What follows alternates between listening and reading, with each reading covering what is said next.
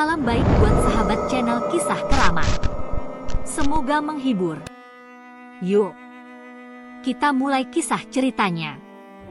Suara tangisan di hutan angker Sumatera.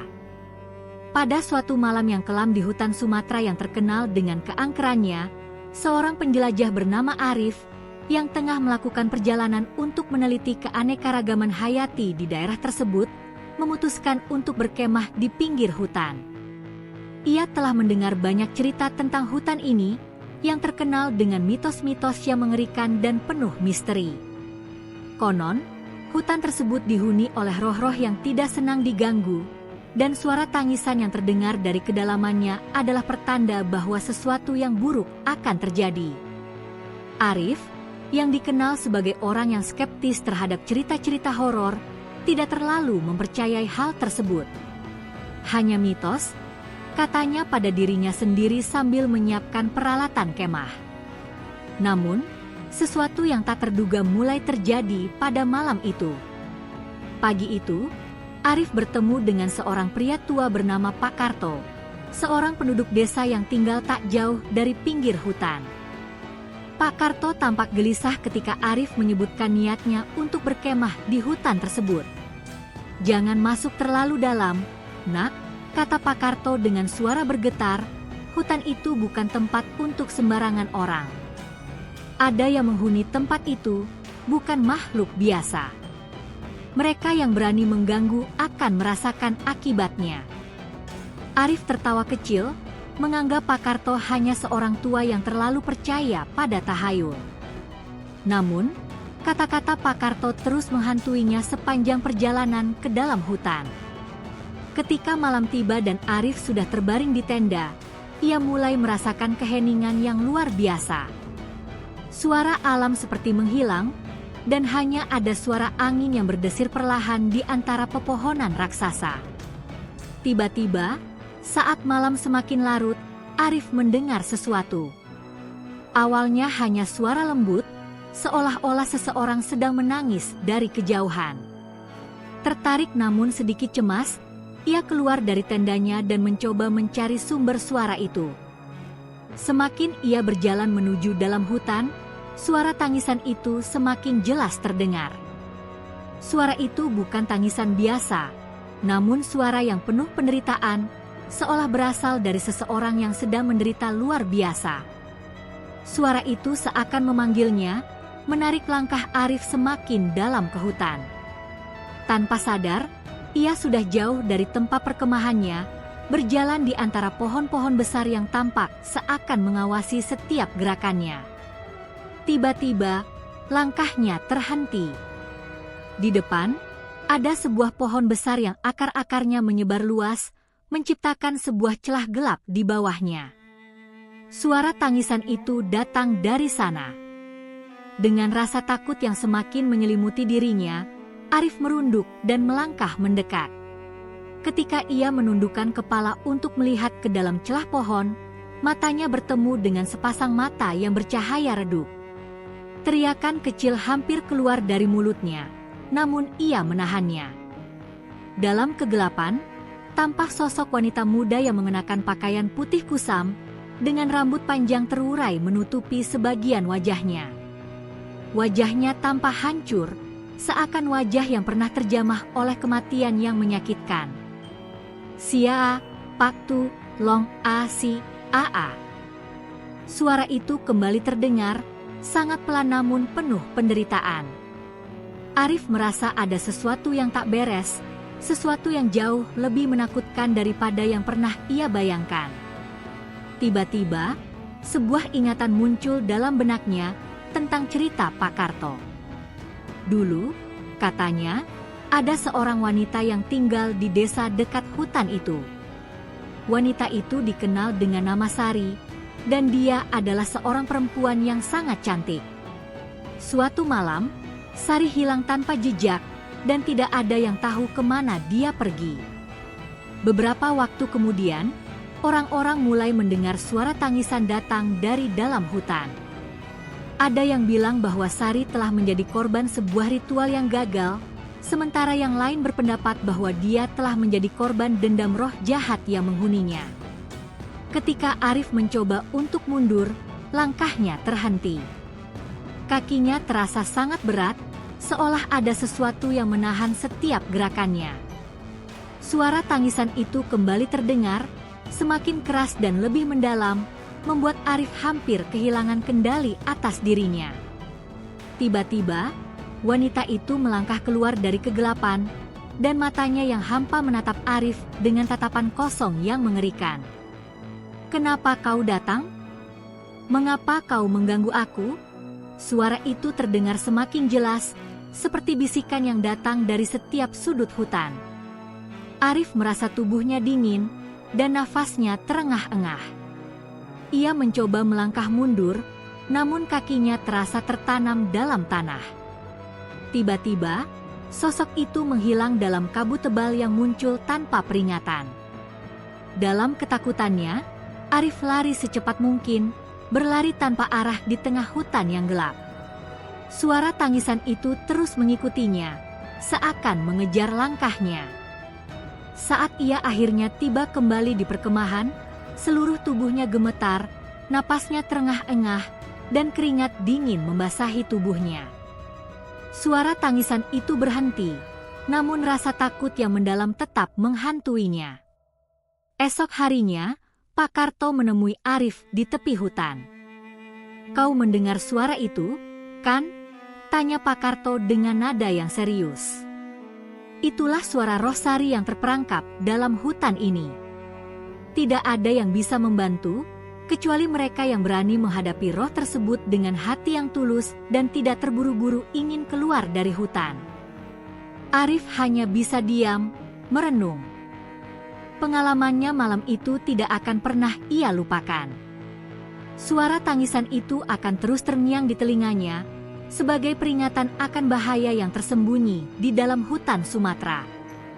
Dan ia tahu, hutan itu bukan hanya rumah bagi pohon dan binatang, tetapi juga tempat bagi roh-roh yang terperangkap dalam kegelapan, menunggu orang-orang yang berani datang mengganggu mereka.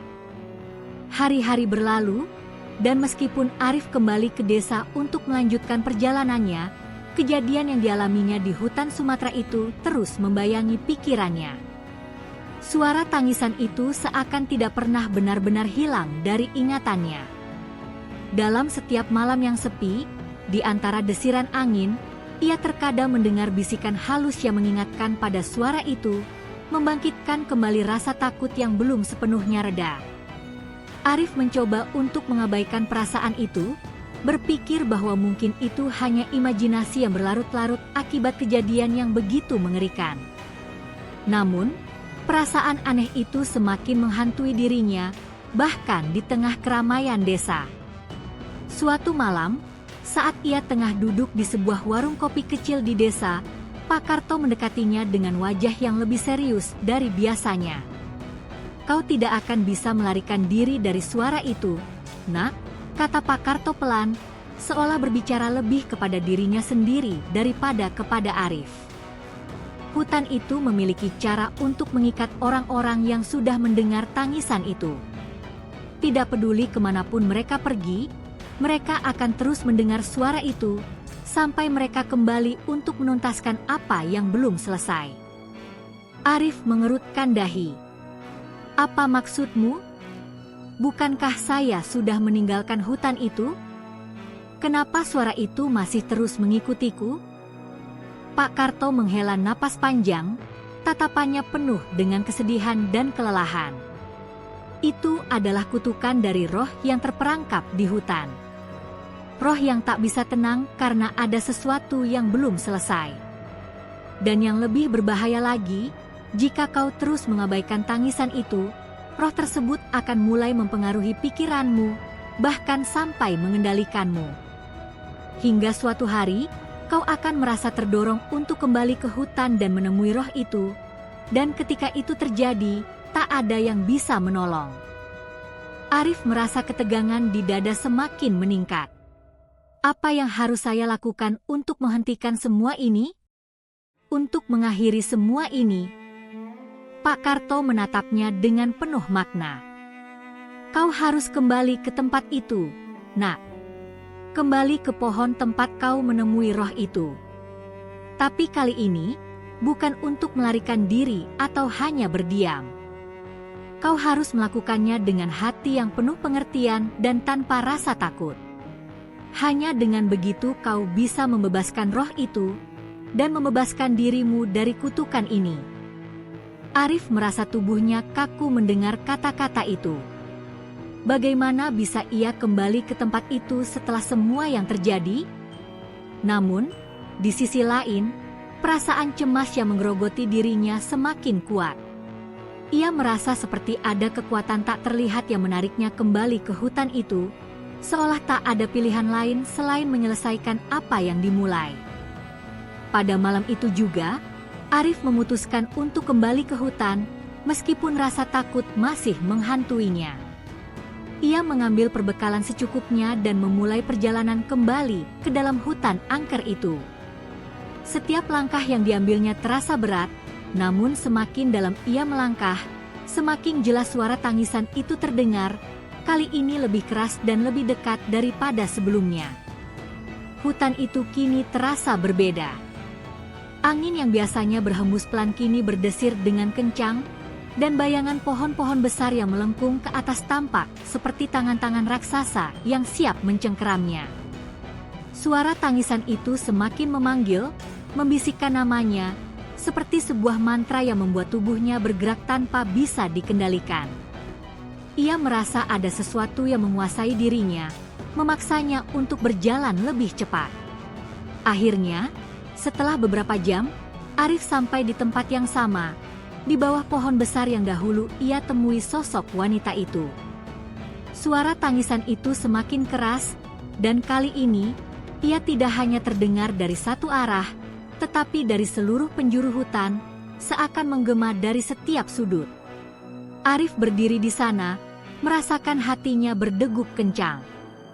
Ia tahu bahwa ia tidak bisa lari lagi. Tiba-tiba, sosok wanita itu muncul di hadapannya.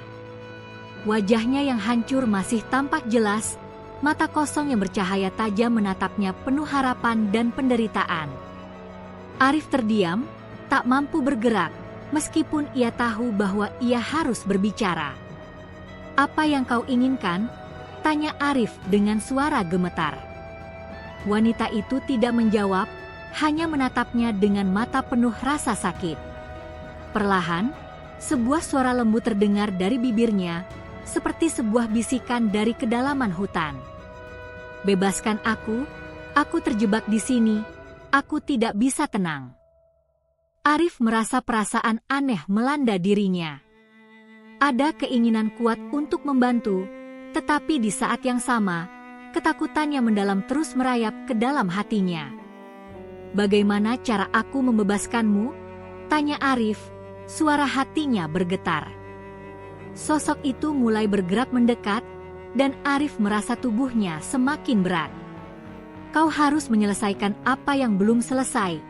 Jangan biarkan aku terperangkap selamanya. Kembalikan apa yang hilang dariku." Tiba-tiba, Arif teringat pada cerita yang pernah didengarnya dari Pak Karto. Wanita itu, Sari, mungkin telah menjadi korban suatu ritual atau pengorbanan yang gagal. Ia menyadari bahwa untuk membebaskan roh ini, ia mungkin harus mengungkap rahasia yang tersembunyi di dalam hutan, yang mungkin belum terungkap oleh siapapun sebelumnya. Dengan tekad yang baru, Arif mencoba mengingat setiap detail yang ia tahu tentang hutan dan mitos-mitos yang beredar. Perlahan, ia mengumpulkan kekuatan untuk berbicara. "Aku akan membantu, Sari. Aku akan mencari tahu apa yang hilang, dan aku akan mengembalikannya." Begitu kata-kata itu terucap, sosok itu tiba-tiba menghilang, dan hutan kembali menjadi sunyi. Namun, di dalam hati Arif, ia tahu bahwa ini baru permulaan. Untuk membebaskan diri dan roh yang terperangkap ini, ia harus menggali lebih dalam ke dalam rahasia hutan Sumatera, yang mungkin akan membawa lebih banyak ketakutan, namun juga kebenaran yang tak terungkap selama bertahun-tahun.